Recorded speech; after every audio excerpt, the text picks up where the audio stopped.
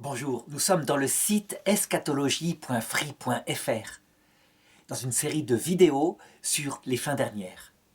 Et dans cette vidéo, je voudrais aborder le thème suivant. Est-ce qu'au ciel, nous serons mariés? Est-ce que nous reverrons celle qui a été notre femme, celui qui a été notre mari? Si je fais cette vidéo et si je pose cette question, c'est parce que il m'est arrivé par internet, on m'a posé la question suivante. Donc voilà ce qui s'est passé. Il s'agit d'une jeune veuve qui est allée voir un prêtre pour lui poser la question. Elle est très amoureuse de son mari qui est décédé récemment. Et donc elle lui posait la question de savoir si, au ciel, non seulement elle le reverrait, mais si elle serait encore son épouse. Et lui, il lui a répondu en prenant le passage où Jésus répond en Matthieu chapitre 22. Il s'agit d'une question que viennent lui poser des Sadducéens, c'est-à-dire ces juifs qui ne croient pas en la vie après la mort. Et il lui pose, une colle, si on peut dire, à savoir le cas d'une femme qui est mariée avec un homme, et cet homme vient à mourir. Et elle se remarie avec un autre homme, et cet homme vient à mourir, et plusieurs fois de suite comme cela. Et donc, les Sadducéens, pour lui tendre un piège, lui demandent de qui cette femme sera-t-elle l'épouse dans le paradis? Et Jésus leur répond en leur indiquant non seulement qu'au paradis on est vivant, et on est vivant dès maintenant, mais par rapport à leurs questions précises en leur disant ceci. C'est donc en Matthieu 22, 29. Jésus leur répondit « Vous êtes dans l'erreur, en ne connaissant ni les Écritures, ni la puissance de Dieu. À la résurrection, en effet, on ne prend ni femme ni mari, on est comme des anges dans le ciel. Quant à ce qui est de la résurrection des morts, n'avez-vous pas lu dans l'oracle dans lequel Dieu vous dit « Je suis le Dieu d'Abraham, le Dieu d'Isaac et le Dieu de Jacob ». Ce n'est pas des morts que Dieu est le Dieu, mais c'est le Dieu des vivants. Et le prêtre insistait en lui expliquant que lorsqu'elle s'était engagée dans le sacrement de mariage, eh bien, elle s'engageait jusqu'à ce que la mort les sépare. Et donc, elle est repartie de cet entretien très choquée. Alors, je voudrais maintenant, en théologie, montrer à quel point, je pense, ce prêtre a mal interprété la phrase de Jésus. Et on peut le comprendre facilement avec tout le reste du message évangélique. Il faut donc faire bien attention, lorsqu'on lit l'Évangile, de ne pas prendre le texte au sens matériel premier qui nous vient. Il faut le lire à la lumière de tout le reste. Je voudrais donner quelques exemples qui manifestent à quel point c'est important. Qu'on se rappelle par exemple Origène, le grand théologien de l'Écriture, qui lorsqu'il était jeune, avait lu dans la Bible ce verset « Si ta main t'entraîne au péché, coupe-la ». Et qui donc, parce qu'il était jeune, parce qu'il était entraîné à des tentations sexuelles, eh bien s'était castré, tout simplement. Et plus tard, lorsqu'il était devenu exégète de l'Écriture, eh bien il avait reconnu qu'il aurait mieux fait d'étudier avant. Ça veut dire en fait que les textes évangéliques se lisent avec une interprétation qui est celle de l'Église, de la tradition, parce que les textes de l'Évangile ont été produits par la tradition, dans un langage particulier qu'il faut savoir lire avec le reste. Et donc, ce qui est manifeste dans tout l'Évangile, c'est quelque chose qui est central, à savoir que tout l'amour vrai, que nous avons construit en cette vie, qu'il soit d'origine naturelle, comme par exemple le fait d'aimer ses enfants, le fait d'aimer son épouse, d'aimer sa maman, ou d'origine surnaturelle, comme par exemple le fait d'avoir aidé quelqu'un à découvrir la foi.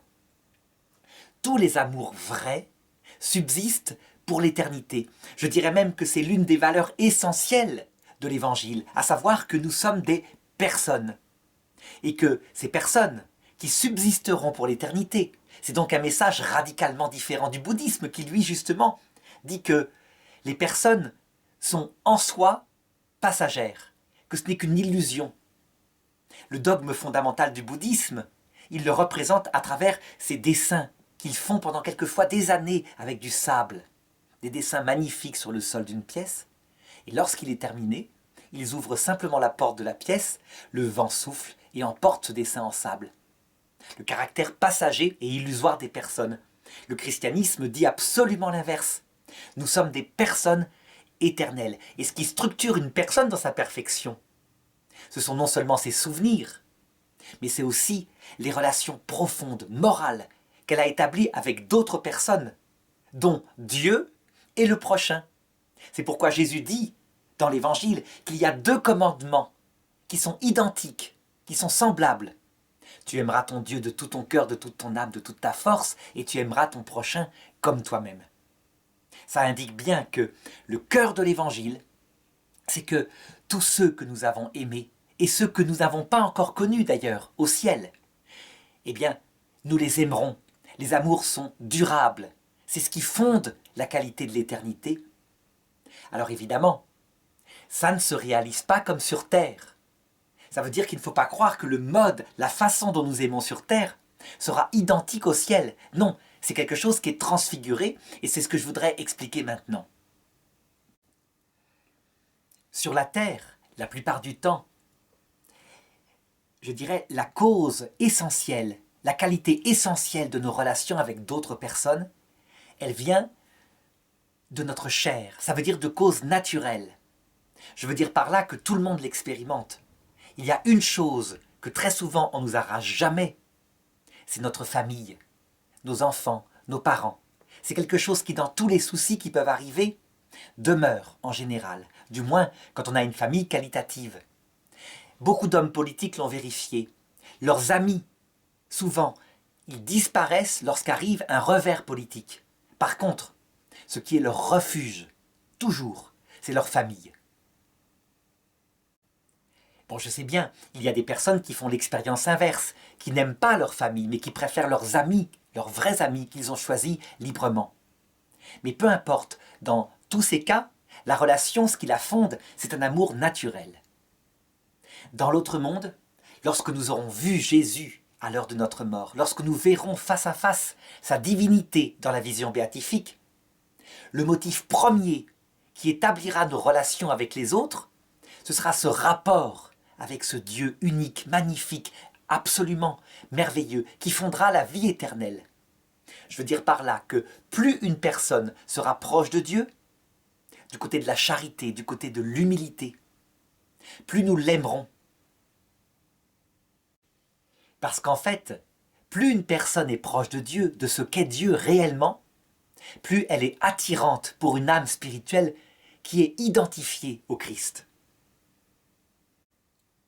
Et c'est pourquoi Jésus a une parole mystérieuse lorsque, à un moment donné, on lui annonce que sa mère et ses frères viennent le voir. Et il répond à ceux qui lui annoncent ça. Qui est ma mère? Qui est mon père? Qui sont mes frères? En vérité, je vous le dis, celui qui fait la volonté de mon Père qui est dans les cieux, voici ma mère, mon frère, ma sœur. Eh bien, en s'appuyant sur ces textes-là, certains d'abord en ont conclu que le Christ au ciel était beaucoup moins proche de la Vierge Marie, sa mère. Alors en réalité, en ce qui concerne la Vierge Marie, non seulement elle est sa mère selon la chair, donc il y a cette proximité naturelle, mais en plus il s'avère que c'est la personne qui a été le plus aimant, le plus humble, la plus proche de Dieu de toute l'histoire de l'humanité. Donc le double motif qui fait que le Christ, sa mère, est éternellement sa mère, il est présent. C'est ce qu'affirment les catholiques, les orthodoxes. C'est ce que nient évidemment les protestants. Mais il y a d'autres théologiens qui en ont conclu que du coup, les relations naturelles que nous avions durant cette terre, eh bien, elles étaient relativisées. En tout cas, ce qu'on peut conclure dès maintenant, c'est qu'elles ne sont pas du tout annulées. Nous allons étudier après pour savoir si elles sont relativisées. Mais ce qui est certain, c'est qu'elles ne sont pas annulées. Ça veut dire que quoi qu'il arrive, celle qui a été notre femme, ou peut-être plusieurs femmes qu'on a épousées parce qu'on a été veuf durant sa vie terrestre, sont à jamais celle qui a été notre femme. La relation naturelle n'est pas effacée, même si elle est relativisée par ce domaine de la charité comme je viens de l'indiquer. Ça veut dire qu'il faut absolument rejeter de toute la théologie le fait qu'on oublierait celui ou celle qu'on a aimé, qu'on oublierait nos enfants, qu'il n'y aurait pas d'importance à ce qu'ils ont été nos enfants selon la chair sur la terre. Non, pas du tout. Ça, ce n'est pas oublié. Mais effectivement, au ciel, où on regarde les choses d'une autre façon, on regarde toutes les choses à partir de ce Dieu qu'on voit face à face, eh bien, ce caractère de procession naturelle de nos enfants n'est pas le motif principal de notre relation à eux. Ça veut donc dire que, à jamais et pour l'éternité, nos enfants seront nos enfants. Notre femme, notre époux, sera celui qui a été notre époux sur terre. Et ça, jamais ce ne sera arraché. D'ailleurs, on a un texte du Cantique des Cantiques qui va dans ce sens, qui le prouve. Il s'agit du Cantique des Cantiques au chapitre 8, verset 9, qui dit ceci, à propos d'un amour qui est d'abord un amour humain, une passion entre un jeune homme et une jeune femme, qui évidemment, on le sait maintenant, exprime la passion de Dieu pour son Église et réciproquement. Le verset dit « L'amour est plus fort que la mort ». Eh bien ce verset, on le voit, il se réalise non seulement surnaturellement, donc par le sens symbolique, il signifie bien notre relation à Dieu et la relation de charité qu'on a avec nos frères, mais aussi de manière naturelle, parce que le texte du Cantique des Cantiques dans la Bible, au sens littéral, il parle d'un amour passionné, humain, naturel, entre un homme et une femme. Alors, à cette lumière, comment est-ce qu'il faut comprendre le texte que j'ai cité en Matthieu 22, 30 ? On est comme des anges, on ne prend pas mari ni femme. D'abord, le premier point, c'est quand le texte dit qu'on est comme des anges, il signifie que c'est notre vie spirituelle qui motive tout notre acte là-haut. Mais il ne veut surtout pas dire que nous n'aurons plus notre féminité, notre masculinité. Interpréter ça dans ce sens que les femmes ne seraient plus des femmes, les hommes ne seraient plus des hommes, ça serait une erreur totale. Nous ne sommes pas des anges dans la nature, mais nous sommes comme des anges en ce sens que, comme les anges, ce qui caractérise, ce qui motive tous nos actes, c'est la vie de la charité. Donc la vie spirituelle. Ce n'est pas la vie biologique, c'est ça que ça veut dire. Mais la Vierge Marie au ciel, elle est une femme. C'est partie essentielle de son identité. Le Christ, qui est Dieu fait homme, il est un homme, à jamais. Alors, que veut dire le texte qui dit « on ne prend pas mari et femme » ? Eh bien en fait, Jésus parle de la façon dont on prend mari et femme en cette terre. En cette terre, on ne peut aimer qu'une seule femme, totalement.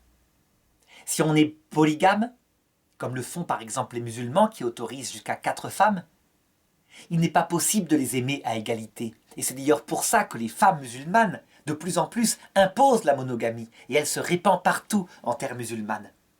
On ne peut pas diviser son cœur, on aime totalement une seule personne, parce que notre cœur, sur terre, il est comme cela. Alors certains objectent qu'on peut aimer 4 enfants, et chacun est aimé pour l'unique. Oui, certainement, mais si on a 4 femmes, eh bien forcément, il y a une relation où l'homme est un peu supérieur, et les femmes sont forcément un peu davantage des mères que des épouses uniques. Donc ce qui est vrai, c'est qu'au ciel, on n'est pas marié avec une personne unique qui serait la plénitude de notre don, pour une raison simple, qui n'est pas une raison négative. C'est parce que lorsqu'on voit Dieu face à face, donc dans le paradis, dans la vision béatifique, cette vision de Dieu a la propriété de pouvoir donner à notre cœur les mêmes dimensions, la même puissance que Dieu lui-même. Ça ne veut pas dire que nous devenons Dieu, non. Ça veut dire que la vision de Dieu élargit les capacités de notre cœur. Je vais m'expliquer. Cela veut dire que, voyant Dieu face à face, lorsque, au paradis, on rencontre le prochain, qu'il soit un ange, ou qu'il soit un homme ou une femme, eh bien, on est capable de l'aimer, lui, personnellement, totalement, comme s'il était l'unique dans l'univers. Donc de manière radicale. Et pourtant, en même temps, tout en étant capable de l'aimer comme l'unique, de voir le tréfonds de son âme, parce que dans le ciel, le corps ne cache plus l'âme, c'est plutôt l'âme qui révèle le corps. Eh bien, en même temps, on est capable d'aimer telle autre personne, comme si elle était unique. Si bien que, il n'y a plus de place, comme sur Terre, à l'unicité au sens matériel. On dirait plutôt qu'au ciel, chaque amour est unique et qui ne s'oppose pas. au fait que chaque personne du ciel puisse être aimée. C'est comme ça d'ailleurs que Dieu agit. Dieu, lorsqu'il donne entièrement son être à une personne qui l'a aimée dans la vision béatifique, eh bien, il l'aime, elle, pour elle toute seule. Et elle est son unique. Il n'a qu'une seule, entre guillemets, épouse, puisque ce ne sont pas des épousailles comme sur terre, c'est une analogie, évidemment. Et ça ne l'empêche pas de se donner à chacun des habitants du ciel, qui sont des milliards, comme si il était l'unique, ange et homme. Eh bien, pour nous, c'est un peu analogue. Parce que nous voyons Dieu face à face, chaque personne que nous rencontrons est une rencontre unique, totale. Donc, on peut dire que ce que représentait l'amour terrestre, qui était unique, total pour sa femme, eh bien, était l'image de ce qui se passerait au ciel pour les rencontres interpersonnelles éternelles qu'il y aurait. Alors reste à savoir, est-ce qu'au ciel, l'amour sera manifesté à travers ce qu'on voit sur terre entre un époux et une épouse, à savoir des relations sexuelles? La réponse de Jésus est non. Mais non, parce que il y a quelque chose de bien mieux. Et ça, c'est ce que peut dire la théologie. Sur terre, la relation physique, la relation sexuelle, elle a l'avantage, vraiment, comme un sacrement, d'indiquer un amour unique et total, et même elle est source de vie. Cependant, elle a l'inconvénient qu'elle peut être mensongère. Je veux dire par là que ce qu'elle exprime par le corps peut cacher une intention de l'âme qui est perverse. Ça veut dire que l'un des deux peut en fait ne penser qu'à son plaisir et se servir de l'autre comme un instrument de son plaisir. On sait bien le mélange qu'il y a là-dedans. Au ciel, c'est pas possible, parce qu'on voit directement l'âme de l'autre. Et donc la communion, elle peut être totale. Et je voudrais essayer d'exprimer ce que c'est que cette communion du ciel qui est immensément plus forte que sur terre, mais qui n'est pas sexuelle, mais qui est sexuée, dans ce sens que, je l'ai dit, un homme est un homme, une femme est une femme. Mais elle n'est pas sexuelle, ça veut dire qu'elle n'est pas génitale, elle est bien supérieure. La génitalité a disparu. Et pour l'exprimer, voilà. D'abord, il faut se rendre compte qu'au ciel, on voit directement à travers le corps glorifié de l'autre son âme. Ça veut dire que le corps n'est plus comme maintenant une peau qui cache les pensées de l'autre. Les pensées sont visibles à travers le corps, qui ne fait plus obstacle. Et aussi l'histoire de l'autre, et son passé, et ses épreuves, et ses péchés passés qui ont été pardonnés, et qui sont source de joie, et les stigmates de ses souffrances. Donc, en rencontrant quelqu'un du ciel, on voit directement tout son être profond, son histoire, et réciproquement. Ça se passe dans un échange spirituel intense qui est en premier, c'est ça qui saute aux yeux. Le fait qu'il voit Dieu face à face lui aussi, c'est ce qui établit l'union totale, profonde des êtres. On a une communion parfaite dans l'unique qu'on aime au-dessus de tout, qui est source de toute la lumière du paradis, à savoir Dieu. D'autre part, on a récupéré à la résurrection toute sa vie sensible. Ce que j'appelle la vie sensible, ce sont ses sensations, ses sentiments, toute cette vie qui nous permet de voir, d'entendre, mais aussi d'éprouver des passions. Et donc, lorsqu'on voit la beauté de cet être unique qui est en face de nous, c'est source d'une joie sensible, extraordinaire, unique. D'autre part, à la résurrection, on a récupéré son corps transfiguré, un vrai corps qui peut toucher, qui peut palper, mais qui a des propriétés nouvelles, dit saint Thomas. Première propriété, je l'ai dit tout à l'heure, la lumière. Ça veut dire qu'il ne cache plus l'âme, au contraire, il la révèle. Mais il y a d'autres propriétés qu'indique saint Thomas. En particulier, celle de pouvoir occuper le même lieu qu'un autre corps. Donc, on peut là rêver à des choses magnifiques qui se passent au ciel, à savoir âme contre âme, psychologie contre psychologie, corps occupant le même lieu que l'autre corps, dans une communion totale qui n'est pas une fusion, qui n'a rien de sexuel, mais qui est entièrement spirituelle. Évidemment, comparé à ce qui se passe sur Terre, on comprend comme c'est infiniment plus beau, et comme on ne regrettera pas ce qui n'était sur terre que passager, une image lointaine de ce qui se passait au ciel. On peut même prendre une analogie qui illustre bien. C'est comme si la terre c'était une chenille et le ciel c'est le papillon.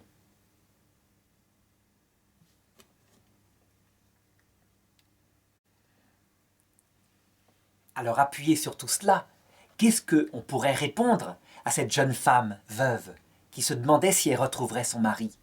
Eh bien la réponse c'est que oui, elle le retrouvera.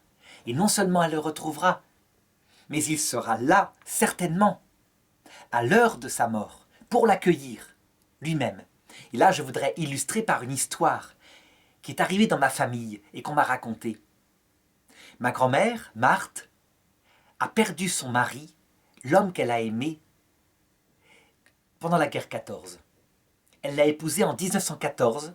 Elle a eu avec lui 6 mois de vie commune parfaitement passionnée, parfaitement unie comme un jeune couple.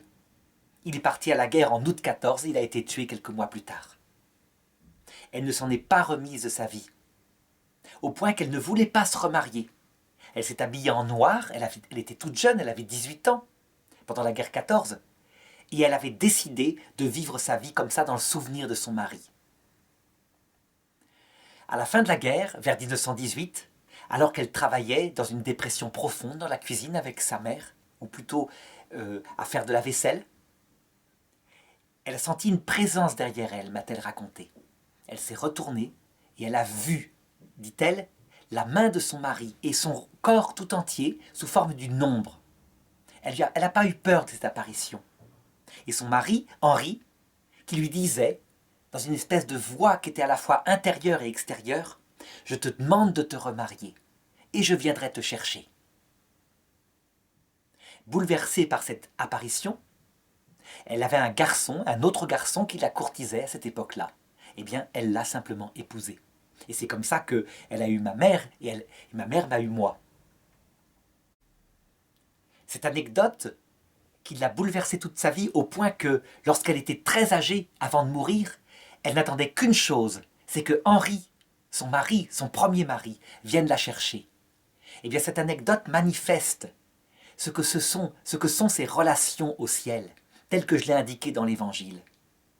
À savoir que, au ciel, celui qu'on a perdu, il regarde non pas cette jalousie, cette unicité d'amour fidèle, mais il regarde notre bien pour qu'on grandisse. Et donc certainement, Henri, son mari, avait compris que pour elle, Marthe, rester veuve de 21 ans jusqu'à sa mort à 94 ans, ça aurait été un pince-cœur, une destruction, quelque chose qui n'aurait pas développé sa vie naturelle et spirituelle.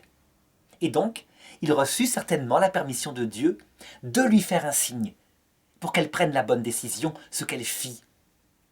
Et ça illustre bien ce que c'est que cet amour unique des époux qui demeure jusque dans l'éternité, puisqu'il lui avait dit « Je viendrai te chercher ». Il est certainement venu la chercher lorsqu'elle est morte à 94 ans. Henri, qui n'avait plus son corps biologique, n'exigeait pas d'elle un amour total, impliquant aussi de garder sa biologie. Il demandait d'elle qu'elle grandisse, qu'elle se développe, qu'elle devienne de plus en plus sainte pour entrer dans la vie éternelle. Et donc, il était passé à une autre dimension de l'amour, ce qui n'empêche pas qu'il était son mari, ou plutôt celui qui avait été un certain temps son mari, et cette relation-là demeurerait éternellement. Ma grand-mère n'a pas beaucoup aimé son second mari, Albert. Lorsqu'elle était âgée, elle ne se souvenait que de son premier mari. Son second mari était plus dur, moins gentil avec elle. Et puis il y avait eu le temps de vivre en commun, donc de découvrir ses défauts probablement. Est-ce que son second mari, qui s'appelait Albert, est-ce qu'il restera celui qui a été son second mari? Réponse oui aussi. Tout à fait. Jamais cette relation qu'ils ont eue ensemble et le fait qu'ils ont eu 2 enfants ensemble ne disparaîtra. Et lorsqu'elle le reverra, lorsqu'elle le revoit à l'heure de sa mort, eh bien, elle découvre de lui des choses qu'elle ne soupçonnait pas en cette terre, où ils étaient peut-être pas si unis que ça, parce qu'elle voit directement son âme. Et si lui est passé par le purgatoire, s'il a découvert dans le purgatoire des choses sur son cœur, beaucoup de souffrances, eh bien, elle voit son âme transformée, qui a été conformée au Christ. Et elle l'aime à ce moment-là, mais d'une autre façon qu'en cette vie terrestre. Elle l'aime davantage, parce qu'il est changé, parce qu'il est mieux, parce qu'il est plus aimant, parce qu'il est plus humble. Cependant, on le voit bien, la relation qu'elle a avec ces deux hommes qui ont été son mari pendant sa vie terrestre, ne sont plus fondées sur l'amour biologique. Donc le premier, un amour total de jeune fille naïve, le second, un amour de femme parfois déçue. Mais il est fondé sur la qualité du changement qui s'est passé en eux par la purification qui les a unis à la vision béatifique. J'espère que cette histoire illustre bien ce que je veux dire. Est-ce qu'on doit affirmer donc que ma grand-mère, Marthe, passe son temps avec l'un et l'autre, ou plutôt passe tout son temps avec Henri? Eh bien non. Elle l'aime comme l'unique, c'est lui qui a été son mari. Et ça sera à jamais comme ça. Et lorsqu'elle le voit, il y a cette communion totale de tout leur être. Pareil avec Albert, son second mari. Mais elle voyage dans la liberté du ciel. Et lorsqu'elle rencontre un ange, eh bien, cette communion totale avec lui, qui n'a pas de corps, se fait. Elle peut l'aimer comme s'il était l'unique. Et c'est une communion totale dans ce qui les réunit, ce qui est leur bien commun, la vision béatifique.